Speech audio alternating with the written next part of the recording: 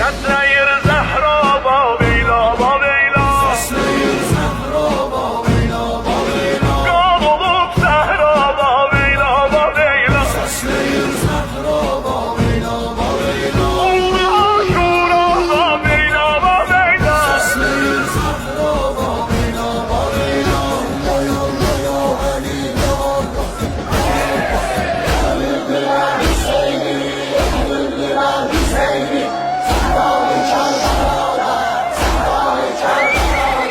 صحرای کربلاده طوفان یا محمد صحرای کربلاده طوفان یا محمد گل در کفر حسینه گل در کفر حسینه بریاند یا محمد بریاند یا محمد یوم عذاب یارم یا روز عید اضحی کربلا دیارم یا دشت زبهمینا در حمد نظم عالم دامادlar اهل معنا سرلی زده Hüseyin'in başı eder tecella gün bir cidanın üstə tabandı ya Muhammed gün bir cidanın üstə tabandı ya Muhammed Səhra-i Kərbəlada Səhra-i Kərbəlada tufandı ya Muhammed tufandı ya Muhammed gönder kefen Hüseyin'e gönder kefen Hüseyin'e uyandı ya Muhammed uyandı ya Muhammed Abbasimin kesildi bazuye bağlar tavsi Abbasimin kesildi bazuye bağlar tavsi Başka sesinde Qasim islattı toy hədası Başka sesinde Qasim islattı toy hədası Meydanda yatmış Əkbər ağlar qalıb anası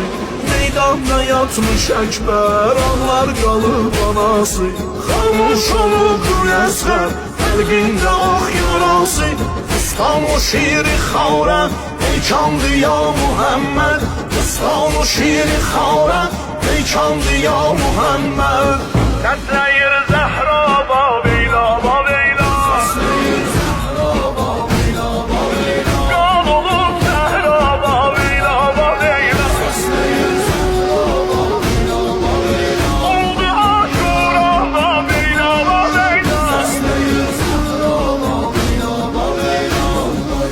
ya Ali ya Allah ya Allah. Gelsin bu serzemini Poringilab'den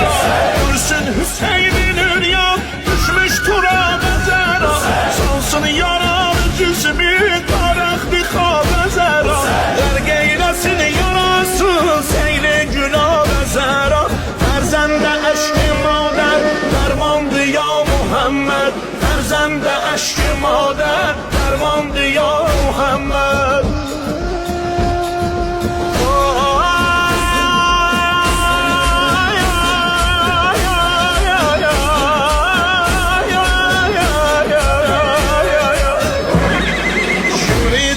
şearin artırsın hak azabin yandırdı xeymə gahin bir ahən o telabi kalam edib apardı əcnası bi hesabin hərdən işin ərəmlər əldən verib icabin çöllerde başlar açık eylandı ya Muhammed çöllerde başlar açık eylandı ya Muhammed gel ahir ehli beytin şana gedir piyade bunlar kanabe bağlı dergiğe mu belade sezbarın eşkilerdi dünyan düşüp arada vermiş ne deste